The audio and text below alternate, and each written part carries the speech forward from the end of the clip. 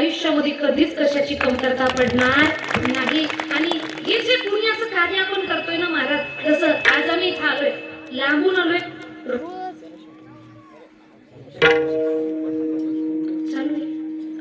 आपोआपच मागं गेलं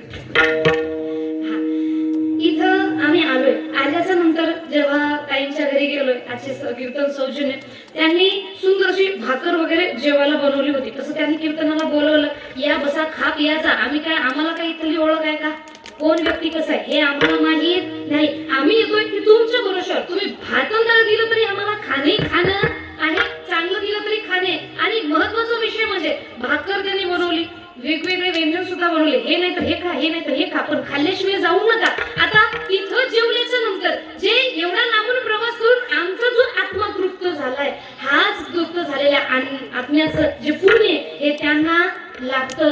आणि म्हणून अशा प्रकारे जो दमलाय त्याला हात द्या, थकलाय त्याला साथ द्या, जो भुकेलाय त्याला घास द्या, तहानलेलाय त्याला पाणी द्या। अशा प्रकारचे जर आपण आपल्या पैसा, जास्त ज्याच्याकडे पैसा आहे त्यांनी दान करा, नाम घ्या, हे सगळं केलं तर इथलं कमावलेलं सुद्धा आपण वर घेऊन जाऊ शकतो, ते पुण्यामध्ये आपोआप कन्वर्ट होत राहील। म्हणून महाराज म्हणतात इथं आल्यावर संकल्पावी माया संसाराची काय सांगितले, कारण मनुष्य भक्ती मार्गाला तो लागू शकत नाही जोपर्यंत त्याच्या मनातील अहंकार की संसार माझा आहे हा निघून जाणार नाही। आणि संत म्हणतात इथं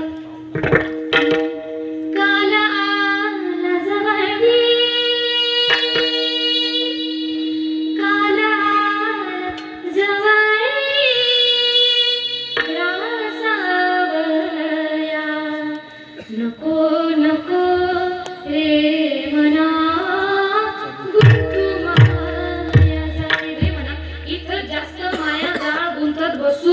नको। म्हणून महाराज म्हणतात हे नामस्मरण नावाची भक्ती थोर आहे, भगवंताला सुद्धा आवडते, पण आधी काय करा, संकल्पावी माया संसाराची, या संसारात या राहा, आनंद घ्या प्रत्येक गोष्टीचा, पण एक दिवस वर जायचे, हा आपला शेवटचा दिवस प्रत्येकाने डोक्यामध्ये आठवण ठेवायचा आहे। अशा प्रकारे संसारात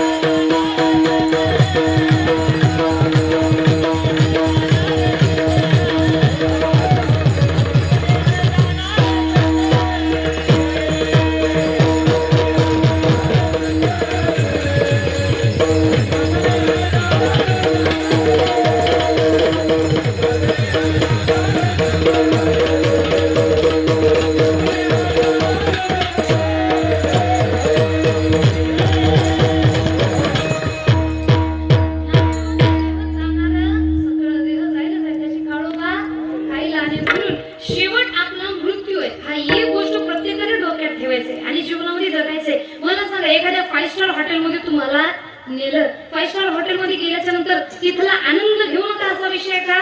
नाही, तिथला आनंद घ्या. प्रत्येक गोष्टीचा आनंद आहे. स्विमिंग पूल आहे, मस्त स्विमिंग करा, खाणं पिणं चांगलं आहे, खाणं पिणं चांगलं करा. पण तुम्ही जर म्हणत असाल नाही नाही मला हा 5 स्टार हॉटेल कधी सोडायचंच नाही, तर हे खरं आहे का खोटे? खोटे. अशाच प्रकारे हे एक हॉटेल सारखं समजा. भगवंतांनी आपल्याला काही दिवसासाठी रेंटवर दिलेलं आहे. इथे या, प्रत्येक गोष्टीचा आनंद घ्या, पण वेळोवेळी त्या भगवंताची आठवण ठेवा, कारण एक दिवस आपल्याला हे सोडून जायचं आहे. म्हणून महाराज म्हणतात शेवट आठवण ठेवा. आणि एक गोष्ट, भगवंताचं नाम एवढं प्रिय आहे, पण त्या आधी शेवट आठवण ठेवायला पाहिजे, कारण जोपर्यंत संकल्पाविमा या संसाराचे हे करणार नाही तोपर्यंत भगवंताकडे मन लागणार नाही. आता एवढं झाल्याच्या नंतर महाराज लोक म्हणाले ठीक आहे महाराज, आम्ही आमचं मन भगवंताकडे लावू. आता संत म्हणतात एक गोष्ट करा, जेव्हा भक्ती मार्गाला लागतात तेव्हा तुम्ही अनुभवलं असेल की जो व्यक्ती समाजामध्ये जास्त चांगलं वागताना आपल्याला दिसतो, जो व्यक्ती जास्त भक्ती करतो, त्याच्या मागे भगवंत हात धुवून लागलेले असतात, है ना? हा अनुभव कुणा कुणाला आहे? प्रत्येकाला आहे ना?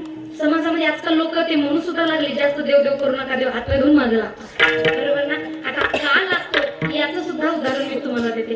मला सांगा, 2 विद्यार्थी आहे, एक शाळेत जातो, एक शाळेत जातच नाही. शिक्षक जो शाळेत जातो त्याला शिक्षण देतील का जो जात नाही त्याला शिक्षण देतील?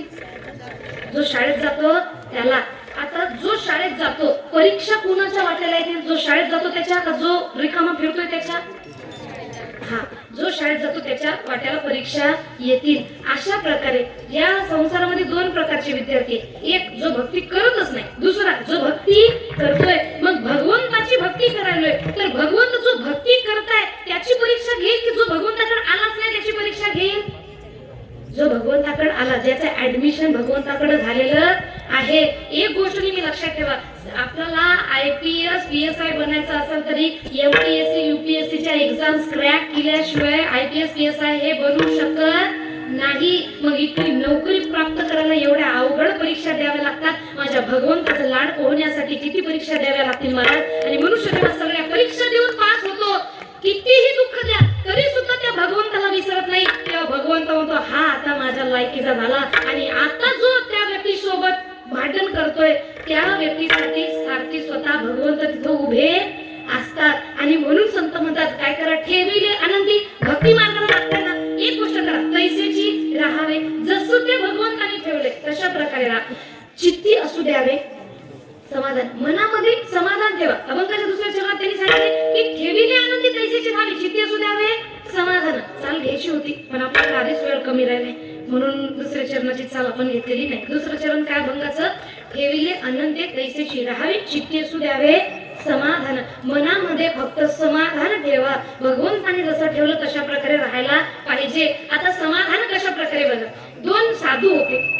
आता एक गावामध्ये आले, गावामध्ये आल्याच्या नंतर उद्या आज काय खाव याची काही व्यवस्था त्यांच्याकडे नव्हती. तिथून एक धनी शेठ आला आणि त्या शेठचा एक नियम होता की जोपर्यंत 2-3 जणांना जेवू घालणार नाही तोपर्यंत स्वतः तो जेवण करणार नाही. आता दोन्ही साधूंना तो शेठ घरी घेऊन गेला आणि घरी घेऊन गेल्याच्या नंतर त्या दोन्ही साधूंना त्यांनी जेवू घातलं. आता जेवू घातलं त्यांना 11 रुपये. श्री अनिल महाराज तुबे सुंदर असे कथाकार आपल्या समोर उपस्थित झाले. बाबांसाठी जोरदार टाळ्या वाजवायच्या.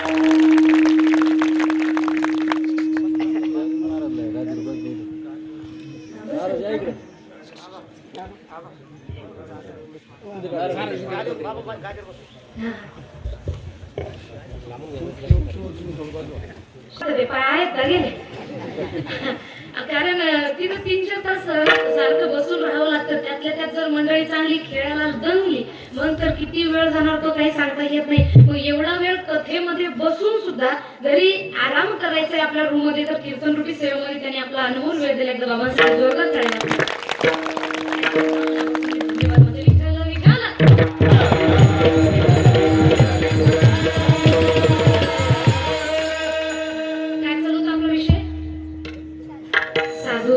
लेकरांचं लक्ष आहे तुमचं नाही का? 2 साधू होते. आज काय जेव याची त्यांच्या त्यांच्याकडे काही व्यवस्था नाही. एक सेठ आले, त्यांना आपल्या घरी घेऊन गेले, जीव घातलं, 11 रुपये दक्षिणा सुद्धा दिली. पण त्या घरातून जेव्हा दोन्ही साधू निघाले, एकाच्या तोंडावर वाजले होते 12 आणि एक असा आनंदी होता जणू काही त्याला स्वर्ग मिळाला का काय. आता समोर एक अजून महात्मा बसले होते, त्यांनी विचारले की दोघांच्या चेहऱ्यामधल्या हावभावामध्ये जमीन आसमानचा फरक आहे, याचं कारण काय. तेव्हा त्यांनी जो आनंदी होता त्यांना विचारले, का तुम्ही आनंदी का आहे. त्यांनी सांगितले, जो दुःखी होता त्याला विचारले की तुम्ही का दुःखी आहे. तर त्या साधूने सांगितले, आम्ही उपाशी होतो, जेवायची व्यवस्था नव्हती, एक धनी सेठ आले, मला वाटलं की धनी आहे म्हणून चांगलं जेव घालून चांगली दक्षिणा आम्हाला देतील, पण एवढे धनी असून त्यांनी आमच्या हातात ठेवले 11 रुपये आणि त्याच्यामुळे आम्हाला दुःख वाटलं. आणि दुसऱ्याला विचारलं, तुमच्या सुखाचं कारण काय. तर दुसऱ्याने सांगितलंय, अहो महात्माजी, आम्ही आता काय खावं याची सुद्धा आमच्याकडे काही परिस्थिती नव्हती, पण भगवंताची कृपा बघा, जेवायला तर मिळालं, सोबत 11 रुपये बक्षीस सुद्धा मिळालं, दक्षिणा सुद्धा मिळालेली आहे. त्याच्यात समाधान मागितलं. दुसऱ्याने मांडलं नाही, जास्तीची अपेक्षा केली आहे, त्याच्यात समाधान मांडलं नाही. आता समाधान याचा अर्थ काय. काही कमवू नका असा विषय का. कमवा, एखादा तुम्हाला 10,000 रुपये महिने, 1 लाख रुपये महिना पडला पाहिजे असं कमवा, 10 लाख रुपये महिना कमावला पाहिजे असं कमवा. परंतु हे सगळं कमवण्याच्या आधी आपल्याकडे जे आहे त्याचा आनंद सुद्धा आपल्याला घेता आला पाहिजे. मनुष्याचं कसं झालंय, आपण 20,000 रुपये कमवतोय, आपल्याला याचं सुख नाही, आपल्या शेजारचा 30 कमवतो याचं दुःख आहे, बरोबर ना. आणि या दुःखाचं कुठंच आपल्याला विलास सुद्धा सापडणार नाही. मग तो 30 कमावतो ना, आपण 50 साठी प्रयत्न करा, आपण 1 लाखासाठी प्रयत्न करा, पण आधी आहे त्याच्यात समाधान म्हणून जगता आलं पाहिजे. ते म्हणतात ना, रंगुनी रंगात सारा रंग माझा वेगळा आणि गुंतुनी गुंत्यात सारा पाय माझा मोकळा. सर्वांमध्ये जरी मिळून असलो तरी सुद्धा जसं चिखलामध्ये कमळ निघतं पण त्याच्यापासून अलिप्त राहतं, तशा प्रकारे मनुष्याला जीवन जगता आलं पाहिजे. जेव्हा भक्ती मार्गाला लागेल तेव्हा भगवंत आपली परीक्षा घेण्यासाठी जीवनात अडचणी देणार, म्हणजे 100% देणार. मग या अडचणींना घाबरायचं नाही. माझा त्या भगवंतावर एवढा विश्वास आहे, त्या भगवंताला फक्त एक सांगायचं, देवा हे एक नाही अजून 10 अडचणी दे, फक्त तू माझ्या पाठीमागे उभा राह. या जगातल्या सगळ्या अडचणींवर सुद्धा मात करण्याचं सामर्थ्य माझ्यामध्ये आहे. म्हणून त्यांनी मला केलेले आनंद पैशाची राहावी, चित्ती असू द्यावे समाधान, जसं त्या भगवंताने ठेवले तशा प्रकारे मनामध्ये समाधान ठेवा आणि राहा. आता पुढं महाराज म्हणतात, आता पुढं लोक म्हणतात, ठीक आहे महाराज आम्ही समाधानी राहू, पण नाही समाधान ठेवलं तर काय. संत तुकाराम महाराज म्हणतात, यात नुकसान कुणाचं. वाहिला उद्वेग दुःखाची केवळ रडापडी करत असाल, आरडाओरडा करत असाल, यात नुकसान कुणाचं आहे. तुम्ही रडले पडले तरी संचित कर्मानुसार जे फळ भोगायचं ते भोगावं लागणार, म्हणजे लागणार. आता विषय लक्षात घ्या, संतांनी सांगितले भोगणे ते फळ संचित असो. जीवनामध्ये जे सुख आणि दुःख आपल्या वाटेला येते हे भाग्यानुसार येते, नशिबानुसार येते आणि आपलं नशीब घडवणार जर कुणी असेल तर आपणच आहोत. मग आपल्या नशिबामध्ये आपल्या भाग्यामध्ये आपल्याला सुख पाहिजे असेल तर चांगले कर्म सुद्धा आपल्याला करावे लागतील. कारण ते म्हणतात ना, जैसे ज्याचे कर्म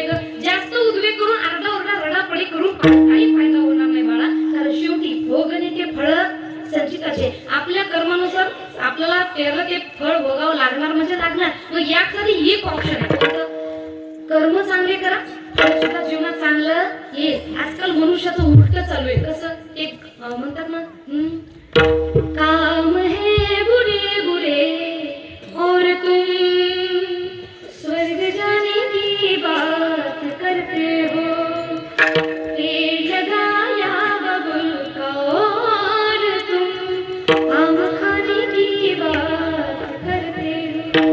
काम वाईट वाईट करायचे, अपेक्षा स्वर्गाची करायची, पूर्ण होणार का? नाही. झाड बाबळीचं लावायचंय, खायला आंबा आवडतोय, पूर्ण होणार का? नाही. मग आजच्या बघा, हा जर अभंगाचा तिसरं चरण आजच्या आपल्या या कलियुगात लागू करायचं असं तर कुठं होते मला सांगते. आजकाल प्रत्येक आई वडिलांच्या डोक्यामध्ये एकच प्रश्न उठतो, कोणता? मी तुझ्यासाठी जीवन जाणे तुम्ही नाही पाणी माझी. प्रत्येक आईला वाटतंय की मला गेल्यावर मी ज्या मनाची रडतो कशाला, तुझाच कान नको देऊ कशाला.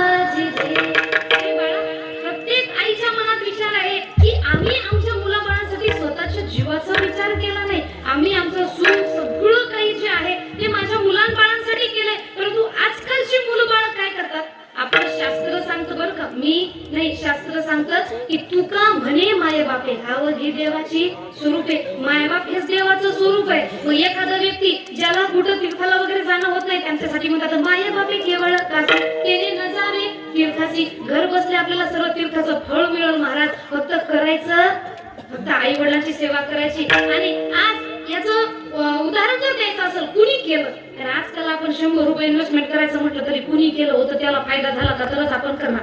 या विचाराची आपण सर्वजण आहोत. कुणी केलं होतं तर म्हणतात पुंडलिके काय केले परब्रह्म उभे केले. त्या पुंडलिकानं काय केलं तर म्हणतात भक्त पुंडलिकासाठी उभा राहिला विटेवरी. आज पंढरीचे पांडुरंग विटेवर उभे याचं कारण काय. तो भक्त पुंडलिका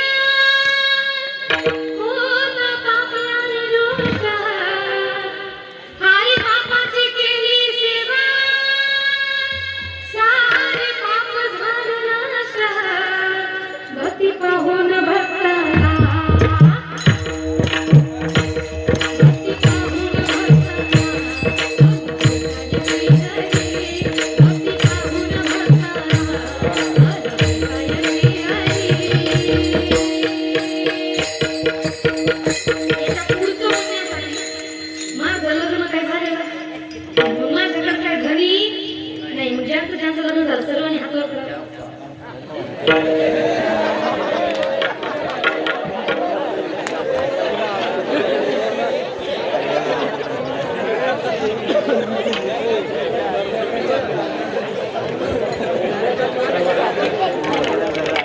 इथं लग्न कुणाचं हात वर करा.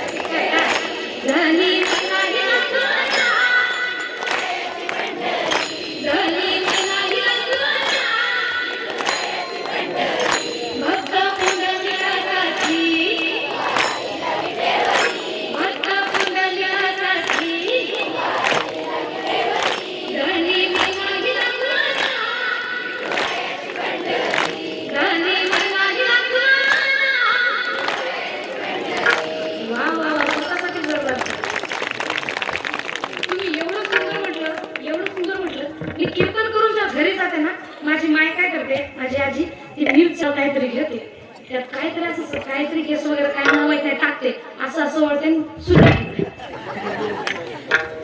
माझ्याकडे असतं तुम्ही तुमच्यावर उतरून टाकलं असतं. एवढं सुंदर म्हटलं क्या बात आहे, वा वा बापरे, चारी बोटं मोडली हो थंडीमध्ये. आता बघा कुणी केलं होतं, भक्त पुंडलिकाने काय केलंय, परब्रह्माला उभं दारामध्ये उभं करण्याची ताकद ही कुणामध्ये, आई वडिलांच्या सेवेमध्ये आहे. कारण म्हणतात ना की ऊपर जो जहां है उसे आसमां कहते हैं, के ऊपर जो जहां है उसे आसमां कहते हैं और नीचे जो जहां है उसे माँ कहते हैं. आणि त्या गोष्टीची किंमत आपण कधीच करत नाही. आई म्हणजे प्रत्येकाला कळेल, आईवर 10 कविता असतील, बापावर एक सुद्धा नाही. पण ते वडील म्हणजे कोण ते म्हणतात ना, उरामध्ये माया जगच्या काळ्या मेघावा दाखवाना डोळ्यात झिजू झिजू संसाराचा ओटामध्ये हसूसरी घडीभर तू थांब गया लई अवघड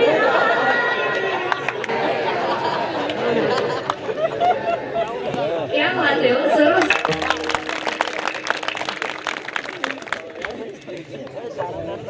काही जण तर बाप्पाचं ऐकत सुद्धा नसते, पण रिंगटोन प्रत्येकाचे उमगाया बापरे. म्हणून वडिलांचं जीवनामध्ये महत्व कसे तुम्हाला सांगते बघा. वडील म्हणजे कोण, गाजरचा हलवा खाल्ला का कधी, गाजरच्या हलव्यामध्ये गाजर दिसतं, ज्या गाजरच्या हलव्यामध्ये गाजर दिसतं, त्यामध्ये टाकलेले काजू बदाम पिस्ता हे सगळं दिसतं, पण गाजराच्या हलव्याला गोडी कशामुळे आली, त्या टाकलेल्या साखरेमुळे. ती साखर नसेल तर जाणवते का नाही, जाणवते, पण असलं तर कोणी जाणवते का नाही. मग बापाचं जीवनामधलं महत्व काय, त्या गाजरच्या हलव्यामध्ये असलेल्या साखरेसारखं असलं तर काहीच वाटत नाही, पण नसलं तर सारं जीवन फिकं झाल्याशिवाय राहत. सेवा करायला संत म्हणतात, तुम्ही एकदा देवाची नाही केली तरी चालते, पण घर बसल्या मायबापांची सेवा करा. पण आजकालची युवा वर्ग म्हणतात, त्यांचं ब्रीदच वाक्य झालंय कोणतं, हम दो हमारे दो माँ बाप को फेंक दो.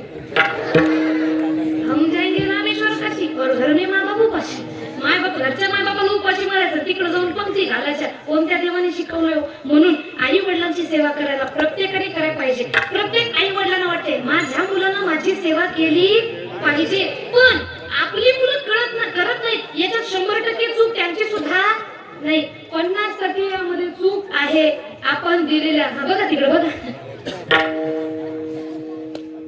कीर्तनामध्ये बसलोय, इकडं तिकडं कुठं लक्ष द्यायचं? सगळ्यांनी कुठं फक्त माझ्याकडे बघायचं, माझ्या बोलण्याकडे लक्ष. हा मागं फिरून पाहायचं. तुम्ही कोण आहे हो? थोडं बसा ना खाली. पहा माझं पहा. आपलं काम कसं झालं? बोला बाई बोला, पोट आले ना. किती बोला, हम नाही.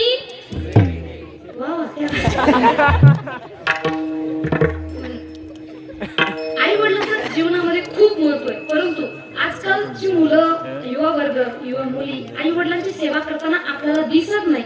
याला पूर्णतः जबाबदार त्या मुला मुलींना सुद्धा आपल्याला म्हणता येणार नाही. कारण संत म्हणतात आपुलिया घेतात जोसे जागता धन्य माता पिता तयाशी. एखादा मुलगा एखादी मुलगी आहे, त्यांना कळतं आपल्या स्वतःच्या हिताची दक्ष आहे, अशांची धन्यता कुणाला मिळते? त्या मुलाबाळांना नाही, त्यांच्या मात्या पित्यांना. का? कारण मुलं बाळ जे वागतात कुठं ना कुठं तरी 50% आई वडिलांनी दिलेल्या संस्कारानुसार वागतात. आज तुम्ही बघा ना, प्रत्येक आईला म्हटलं मुलगा कसं पाहिजे, त्यामध्ये बघा छत्रपती शिवाजी महाराजांसारखा मुलगा पाहिजे. आणि संस्कार यो यो हानी सिंग, बरोबर ना? छत्रपती शिवाजी महाराज लहानाचं मोठं होत असताना गीता, रामायण, महाभारत, भागवत या सर्व कथा ऐकू मोठी झाली. आज आपली लेकरं काय ऐकून मोठी होतात? तोंडा पुढं मोबाईल, आणि मोबाईल मध्ये आहा टमाटर बडे मध्ये. वा वा, या गोष्टी ऐकून आपली लेकरं मोठी होतात. अजून माता पित्यानं म्हटलं लहानपणापासून आपल्या संस्कृतीची जाण त्यांना झाली पाहिजे. म्हणून रामकृष्ण हरी म्हणा, विठ्ठल म्हणा, केशव म्हणा, जे पाहिजे ते मंत्र द्या. मायबाप म्हणतात this time is only for education. आणि मग ती मायबाप लेकरांना म्हणतात फक्त अभ्यास कर. लेकर अभ्यास करता करता मग कोणत्या मंत्राचा जाप करतात? चिव टमाक. वा, ह्यो मंत्र चालतंय, पण रामकृष्ण हरी चालणार नाही. अजून आपली मुलं कोणत्या मंत्राचा जाप करतात? मागे निघलं होता ना सचिन. रस्त्याला ये म्हणलं माय. या गोष्टीवर अजून हल्ली एक ट्रेंड मध्ये चालू आहे. कोणता? ते किती माग तुझ्या. त्यापेक्षा मी काय म्हणते, किती मोबाईल बघावं, किती रील्स स्क्रॉल करावं, अरे जीवन बरबाद होईल बाळा, थोडं करिअर कर फोकस करावं.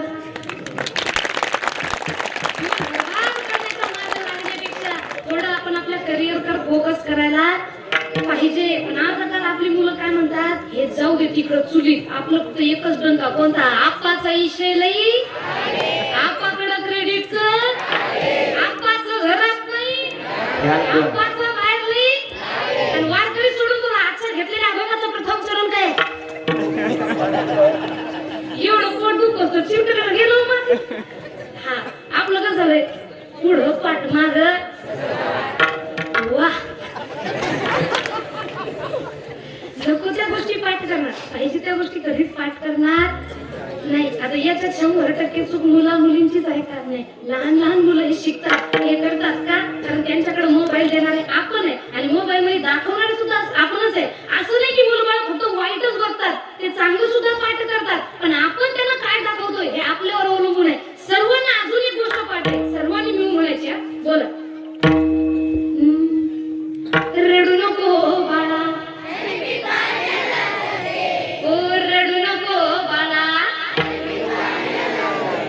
पाण्याला जाते, पाण्याला जाते. वा वा वा, क्या बात. चांगलं पण प्रत्येक मुलगा मुली पाठ करतोय, आणि वाईट सुद्धा पाठ करतोय. फक्त ही दक्षता आपण घ्यायला पाहिजे की आपण आपल्या मुला मुलींच्या समोर कोणतं काय त्यांना दाखवायचं आहे. तुम्ही बघा, छत्रपती शिवरायांसारखा मुलगा जर पाहिजे असेल तर छत्रपती शिवराय घडले. कारण काय? माता जिजाई होती शिवबाची आई, म्हणून महाराष्ट्राला लाभली शिवशाही. धन्य धन्य ती आई राजा पावना होई, तिची थोरवी थोरज महाराज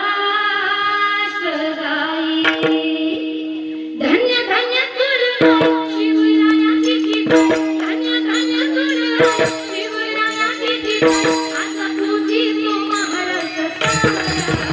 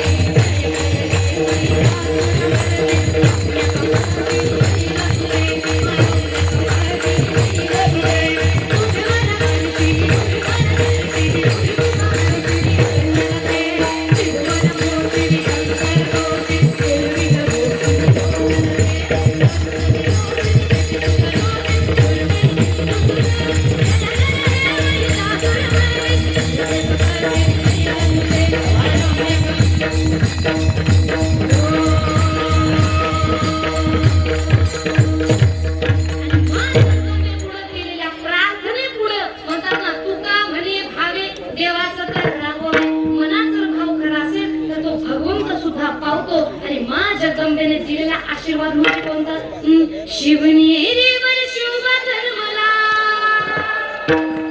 राजांचा अधिपती साऱ्या राजांचा अधिपती नाही वाटत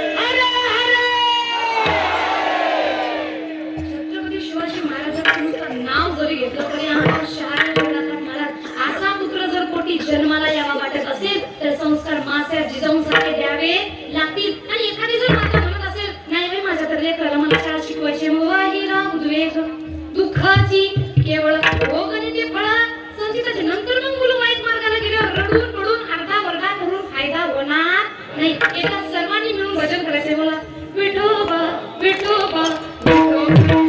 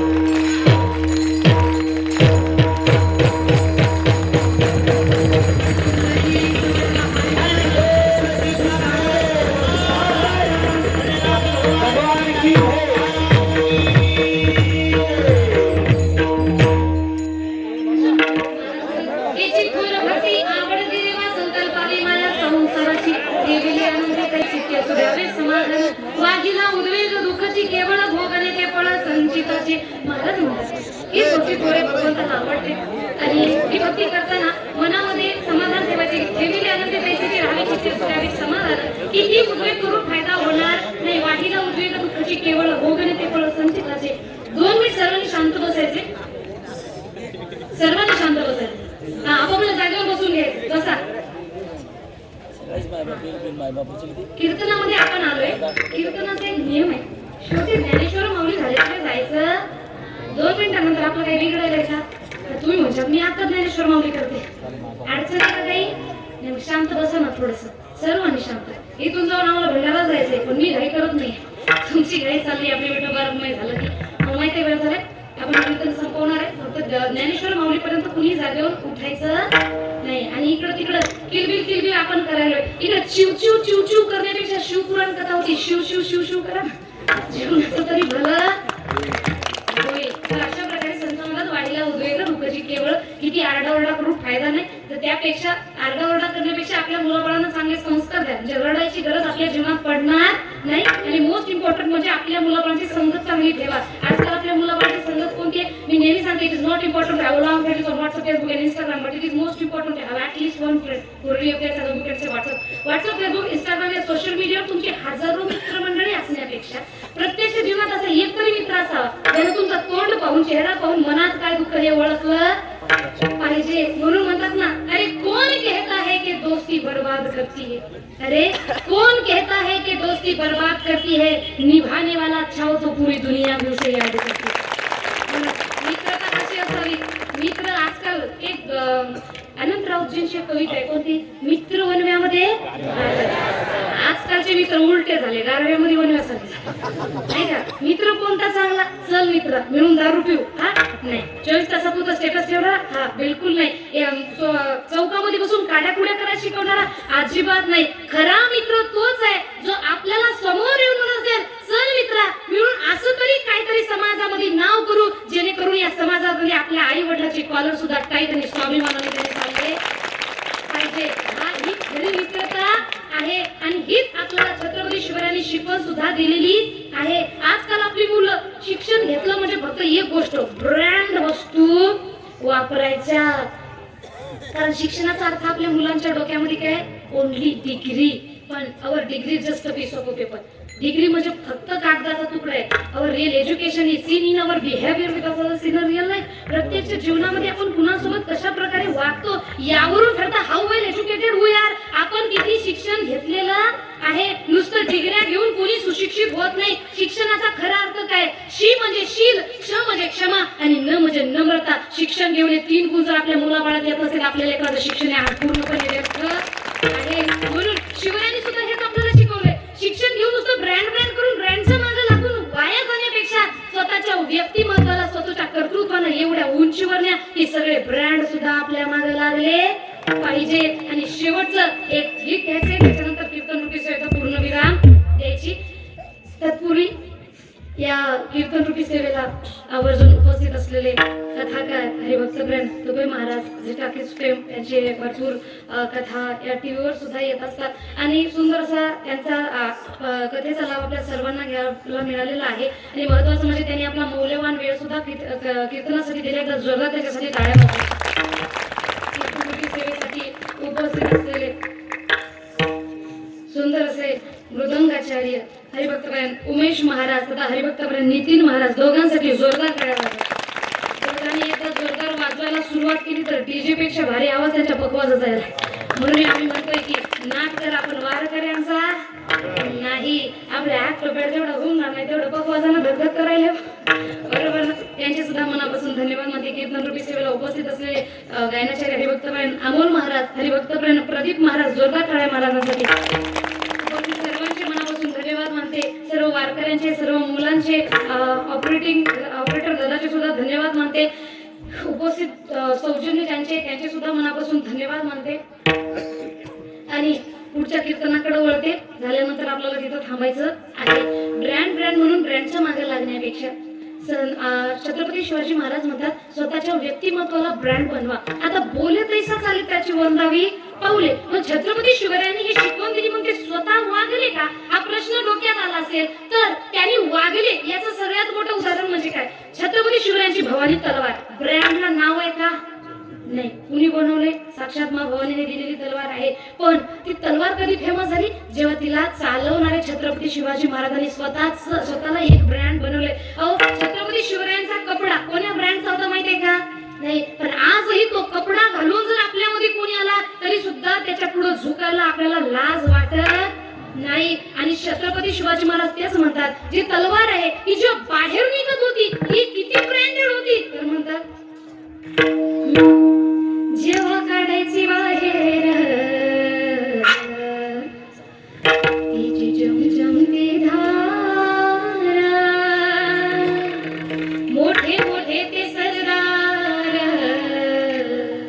त्यांनी केले किती थार, जवानी घाली मर्दानी शिवरायाची तलवार, अशी दुसरी तलवार, शिवरायाची तलवार.